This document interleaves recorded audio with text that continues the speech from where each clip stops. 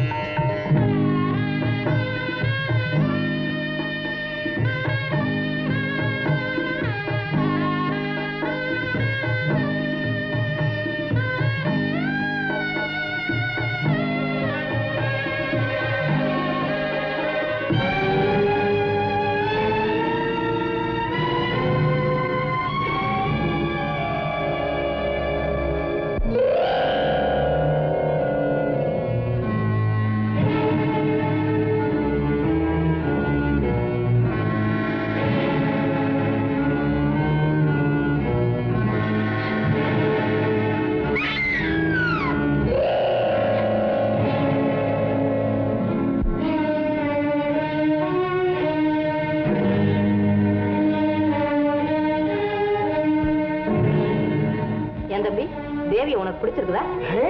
ஐயாவுக்கு அப்பவே பிடிச்சு போச்சுங்க. எப்படி சொல்லுவாரு? வெட்கமா இருக்கும்ல. எனக்கே வெட்கமா இருக்கு. என் பையன் கொஞ்சம் சங்கோஜம் உள்ளவன். கொஞ்சம் ரொம்ப ஜாஸ்திங்க.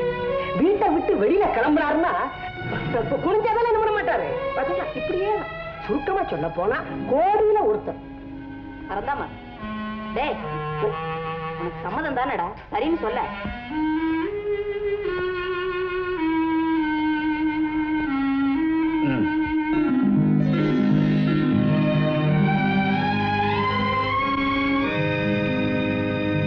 ரொம்ப நல்லதா போச்சு. நிச்சயதார்த்தத்தை நடத்திட வேண்டியதானே? ஆமா ஆமா, நடத்திட வேண்டியதுதான். இருங்கம்மா, நான் வந்துடுறேன்.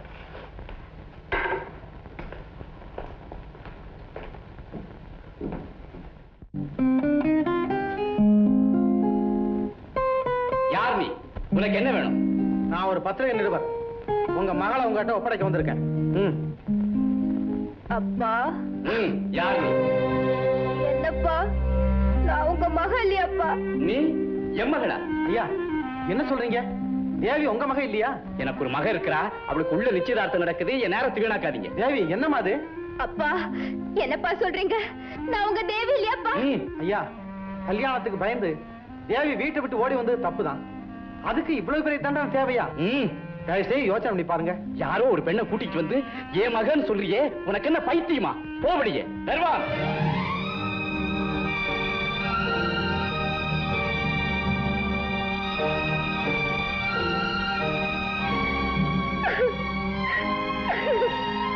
முத்து, இங்க வா. நிஜமா? இப்ப நம்ம தேவி வந்துட்டு போனா. தேவியம்மா வந்துட்டாளா? நீ என் மக இல்லைன்னு சொல்லி அவரை திருப்பி அனுப்பிச்சிட்ட. நிஜமா? என்ன காரியம் செஞ்சுட்டு நிஜமா? சம்பந்தியமாவும் மாப்பிளையும் வீட்டுக்குள்ள இருக்கும்போது தேவியை நான் எப்படி கூட்டிட்டு போக முடியும்? உண்மை தெரிஞ்சிட்டா என் மான மரியாதை எல்லாம் என்ன ஆகிறது? முத்து, நிஜமா? தேவி யாரோ ஒரு பத்திரிகை நிறுவனோட வந்திருந்தா. நீ உடனே போய் அவனுக்கு தெரியாம தேவி எப்படியாவது கொண்டு வந்துடு. சரி நிஜமா? ஜாக்கிரதை. ஏண்டா தம்பி, முகூர்த்தத்துக்கு நாள் பார்க்க வேண்டியதானே? அம்மா, நல்ல நாளா பார்த்து நானே உங்களுக்கு ஒரு கடிதம் போடுறேன். சீக்கிரம் போட்டா தேவையில்லை. அப்ப சரி, ரொம்ப சந்தோஷங்க. நாங்க போயிட்டு வரட்டுமா? தேவி, நான் போயிட்டு வரட்டுமாமா? வரங்க.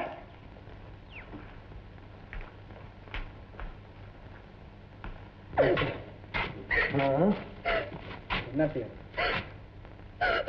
இந்த பாரு, சும்மா அழுகிட்டே பொறுமையை பரிசோதிக்காம சொல்லிட்டேன். உண்மை சொல்லு, நீ யாரு? நான் நிஜமாவே தேவிதாங்க.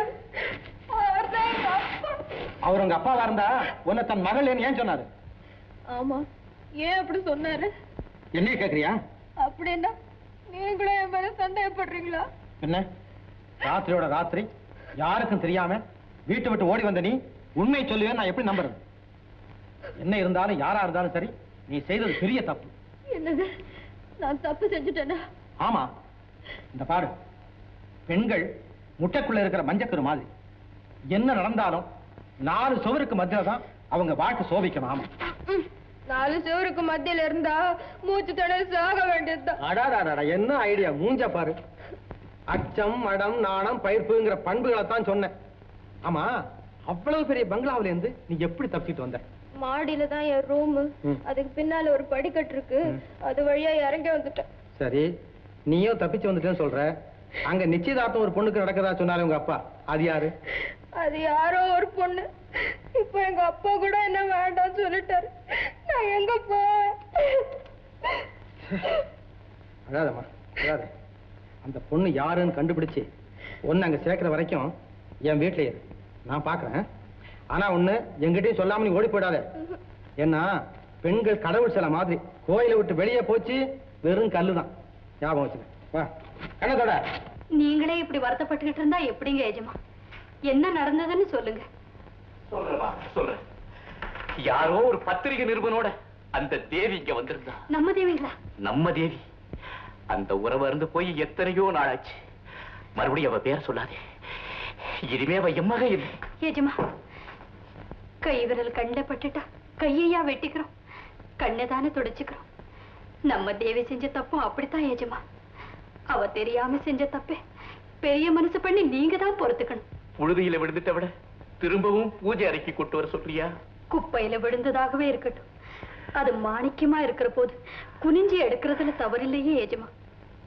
பெத்த பாசங்கிறது இதய துடிப்போடு கலந்து போன ஒண்ணு, அதை மறைச்சிட முடியாது ஏஜமா. என் மனசை நான் எப்பவோ கட்டுப்படுத்திக்கிட்டேன். நீங்க என்ன வேணும்னாலும் சொல்லுங்க. வீடு தேடி வந்த தேவியை நீங்க திருப்பி அனுப்பிச்சது சரியில்லைங்க. இல்லம்மா, எஜமா தேவியை திருப்பி அனுப்பிச்சதுதான் சரி. கமலா, அடி பாவி, ஆச்சரியப்படாதீங்கம்மா. ஆண்டவன் நிரபராதிகளை கைவிடுறதில்லை. அம்மா, எஜமா தேவியை திருப்பி அனுப்பாம இருந்திருந்தா அந்த அழகான மாடப்புறா ஒரு பயங்கரமான போன கிட்ட சிக்கி சீரழிஞ்சு போயிருக்குமா. கமலா, நீ என்னம்மா சொல்ற? தேவி வீட்டை விட்டு போனது நீங்க செஞ்ச பூஜா பலன். கமலா, உனக்கு என்ன புத்தி மாறிடுச்சா? உண்மையத்தான் சொன்னீங்கம்மா. நிச்சயதார்த்தத்துக்கு பிறகு என் புத்தி மாறித்தான் போயிடுச்சு. ஏன் மாறாது? கள்ளிப்பட்டி ஜமீன், மோகனமான வாழ்வு, இருக்காத ஆசை. கமலா, நீ இவ்வளவு பெரிய வேஷக்காரியா இருப்பேன்னு நான் நினைக்கவே இல்லை. அம்மா, புண்ணாகி புண்ணாகி ஏற்கனவே மரத்து போனதம்மா இந்த நெஞ்சம். அந்த நெஞ்சத்திலே தயவு செய்து நெருப்பை அள்ளி போடாதீங்கம்மா. எஜமா, நிச்சயதார்த்தத்துக்கு முன்னாடி நீங்க என்கிட்ட ஒரு வரம் கேட்டீங்களே, நினைவிருக்குதா? இப்ப நான் உங்ககிட்ட ஒரு வரம் கேட்க போறேன். அந்த வரத்தை எனக்கு தருவீங்களா எஜமா? வரமா? என்னம்மா சொல்ற? பரந்தாமனோட எனக்கு இந்த கல்யாணம் நிச்சயம் நடந்தே தீரணும். அதையும் நீங்களே நடத்தி வைக்கணும். செய்வீங்களா எஜமா? என்னம்மா அது? நிச்சயதார்த்தத்துக்கே சம்மதிக்க மாட்டேன்னு சொன்னேன், இப்ப கல்யாணத்தையே நடத்திவைன்னு சொல்றியே. உன்னை புரிஞ்சிக்கவே முடியலையம்மா. நேரம் வரும்போது நானே புரிய வைக்கிறேன். இப்போ இந்த கல்யாணத்துக்கு சம்மதம்னு சொல்லிடுங்க ஐயா. கமலா, காரணம் எதுவும் கேட்காதீங்க. உடனே இந்த கல்யாணத்துக்கு ஏற்பாடு செய்யுங்க.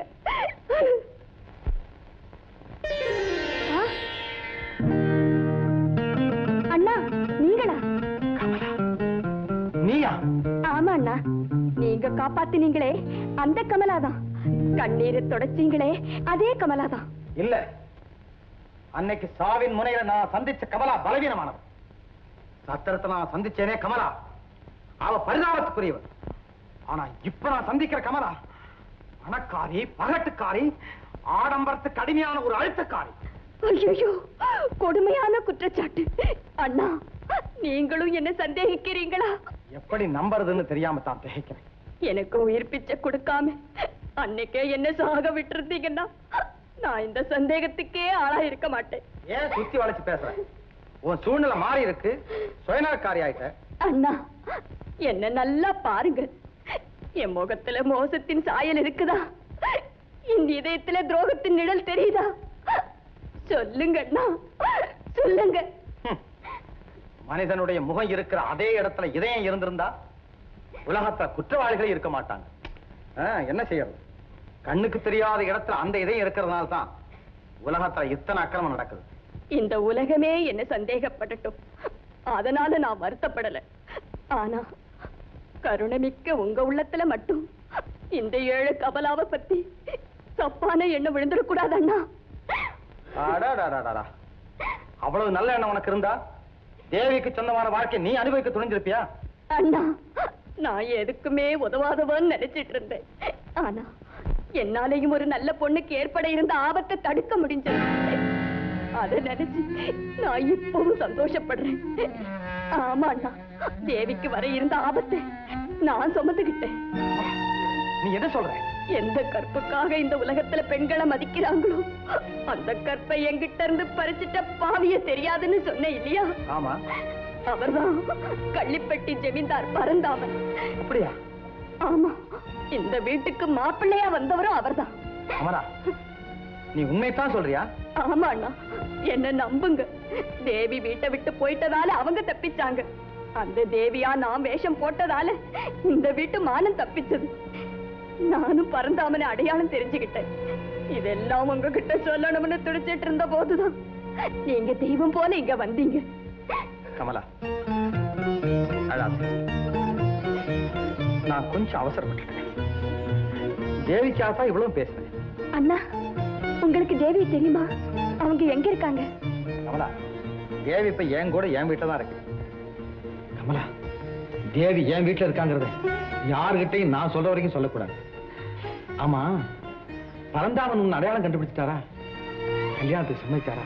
ஆமா, ஆனா அவர் பார்த்த பார்வையும் நடந்துகிட்ட விதமும் எனக்கு என்னவோ பயமாவே இருக்கண்ணா. கவலைப்படாத. பரந்தாமனோட உன்னை வாழ வைக்க வேண்டியது என்னுடைய பொறுப்பு. தைரியமா இருங்க. சங்கட மேகங்கள் சூழ்ந்திருந்த என் வாழ்க்கையிலே சந்திரோதயம் போல வந்தீங்கண்ணா நீங்க. அதெல்லாம் இருக்கட்டும். தேவி எனக்கா தனியா காத்திருக்கும். கூடி சீக்கிரத்துல நல்ல ஒரு முடிவோட வரேன். தைரியமா இருங்க. ரோஜா செடியில இருக்கும் செல்வ மாளிகையில அந்த சத்திரத்து பொண்ணு ஏகாம்பரம். எனக்கு ஒண்ணுமே புரியலடா. நிஜமா என் மூளையிலும் ஒரு ஐடியா வந்திருக்கு. என்னன்னு? ஒருவேளை அவதான் இவளோ? நோனம், இவதாண்டா அவ. ஆனா இவ எப்படி ஜமீன்தாருடைய மகளா இருக்க முடியும்?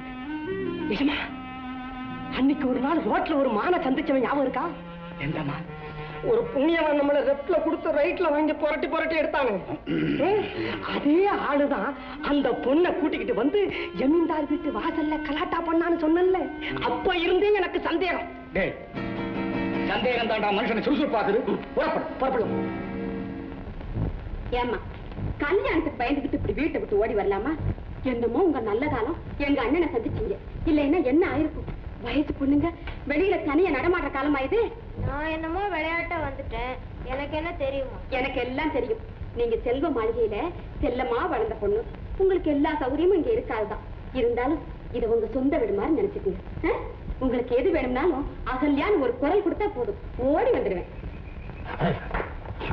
ஒட்டு கேட்கிற வழக்கம் இருக்கா உனக்கு? அண்ணே, விஷயம் தெரியுமா? அவளை சீக்கிரம் சொல்லுவா. சொல்லுவா? சொல்ல மாட்டேன். நீ ஒட்டு கேட்ட விஷயத்த அகல்யாவை கூப்பிட்டு. வேண்டாம், சொல்லிடு. அண்ணே, உள்ள பெனாத்திட்டு இருக்குதே வெள்ளக்கார பொண்ணு. வெள்ளக்கார பொண்ணு அதான் அவங்க செட்டப். அது செல்வ மாளிகை வீட்டு பொண்ணு. கல்யாணத்துக்கு பயந்து ஓடி வந்துருச்சான். இதெல்லாம் எனக்கு முன்னே தெரியும்பா. தெரியுமா? ஆமா. ஓடி வர சொன்னது நீங்க தானா? ஆரஞ்சான தெரியுமா? ஏய், இந்த பொண்ணை பத்தி ஏதாவது வெளியே சொன்ன தொலைச்சு விடும் உனக்கு. ஒட்டு கேட்கறதோட சரி, தம்பட்டு அடிக்கிற பழக்கம் எனக்கு கிடையாது. சரி, உள்ளவா. ஒட்டு கேட்டது போது நேரா வைக்க. நல்லா வந்துருச்சு. என்னது திங்கிறதுக்கு தான் கொண்டு வந்திருக்கீங்க? எப்ப பார்த்தாலும் திங்கிறத பத்தா ஞாபகம். இன்னைக்கு நான் பொட்டலத்தை பிடிச்சிட்டு இருந்தது. இன்னைக்கு என்னடா பொட்டலத்தை கண்ட ஒண்ணு புடுங்குது. செல்வ மாளிகை விட்டு பொண்ணு மாதிரியே தெரியலையே, பக்தி மாதிரி பறக்குது. புடவையா? அழகா இருக்கு. பாத்துக்கையா, நானும் உன் கூட இத்தனை நாளா குடுத்தம் நடத்துறேன். என்னைக்காவது இப்படி ஆசையா ஒரு நாளாவது புடவை கொண்டாந்து கொடுத்துருக்கியா? அவசரப்படாத. புடவை கட்டும் போது கவனம் கழட்டி போடும். நீ கவனம் போட்டுக்க, அப்புறம் புடவை கட்டிக்கலாம். குறுக்க பேசாது. ஏதாவது தமாஷா பேசுங்க, கேட்போம். கொஞ்சம் கூட இங்கிதான் தெரியாத ஆளாக்கு. நீயும் பேசாத, பேசுறதையும் கேட்க விடாது. பேசுங்க. தேவி, இந்த புடவை உனக்கு பிடிச்சிருக்கா? பிடிக்கலையா? இதை விட எனக்கு உங்களை தான் ரொம்ப பிடிச்சிருக்கு. ஆமா, அப்போ எனக்கு ஒன்ன பிடிக்கணும்ல? அப்படின்னா என்ன இன்னும் உங்களுக்கு பிடிக்கலையா?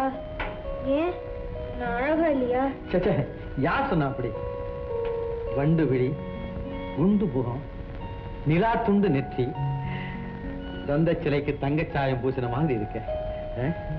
ஆனா இந்த கவுனை போட்டுக்கிட்டு இருக்கதான் எனக்கு பிடிக்கல. கவுன் போடக்கூடாதா? இனிமேல் நீ கவுனை எல்லாம் போடவே கூடாது. புடவையை கட்டிக்கிட்டு, பொட்டு வச்சுக்கிட்டு, தலையை சீவி, பண்புள்ள பெண்ணா இருக்கு. ஐயோ, எனக்கு இதை கட்டிக்க தெரியாதே. இது அவ்வளவு ஒன்றும் கஷ்டம் இல்ல. பாரு, இது சேலை அப்படி எடுத்து வச்சுக்கிறேன், அப்படி முடிச்சு போட்டு அப்படி வச்சுக்கிறேன். அப்புறம் அப்படி இப்படி இப்படி இப்படி கொஞ்சம் அப்படி சொல்லிக்கணும். அப்புறம் அப்படி அப்படி சுத்தி அப்படி போட்டு அப்படி அவ்வளவுதான். என்ன இப்படி பாக்குற? போமாண்டா, போய் கட்டிக்கிட்டு வா. இந்த அப்பா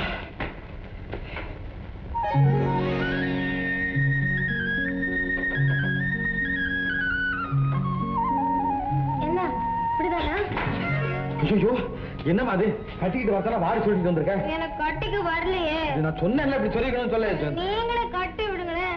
நல்லா இருக்கு பாத்தே. நியாயம் இது. என்ன கட்டி விட கூடாதா? வரல. இங்க இது காணோம்.